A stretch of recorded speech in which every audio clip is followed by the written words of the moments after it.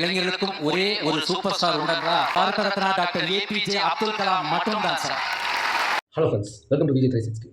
Abdul Kalam sir அந்த வார்த்தை சொல்லும்போது ஒரு பயங்கர பாசிட்டிவ்னஸ் இருக்குங்க. எனக்கு ரொம்ப ஃபேவரட்டான கோட் வந்து ஒன்று இருக்குங்க. You want to shine like a sun, first you burn like a sun அப்படின்னு சொல்லிட்டு பற்றியும் ட்ரீம்ஸை பற்றியும் ட்ரீம்ஸ் வந்து தாட்ஸாக மாற்றணும், அந்த தாட்ஸை வந்து கரெக்டான வந்து ஹார்ட் ஒர்க்காக கொண்டு வந்தால் விடாமுயற்சியோட ஜெயிக்கலாம் அப்படிங்கிறத வந்து நிறைய முறை பதிவு பண்ணியிருக்காரு. 2020 நம்ம இந்தியா வல்லரசு நாடு ஆகும் அப்படின்னு திரும்ப திரும்ப சொல்லிட்டு இருந்தார். அவரோட ஃபஸ்ட்டு ட்ரீமே பார்த்தீங்கன்னா சயின்டிஸ்ட் ஆகணும், ராக்கெட் கண்டுபிடிக்கணும்லாம் இல்லை. அவரோட முதல் ட்ரீம் என்னென்னா பைலட் ஆகணும், அதுதான் பறக்கணும் அப்படின்னு ரொம்ப ஆசைப்பட்டுட்டு இருந்தார். அந்த கனவு உடஞ்சதுக்கு அப்புறமும் படித்தார், நிறைய படித்தார், சயின்டிஸ்ட் ஆனார், ராக்கெட்டே கண்டுபிடிச்சார். அவர் பண்ண விஷயங்கள் சொல்லிகிட்டே போகலாம். நம்ம 2500 புத்தகம் இருக்குது.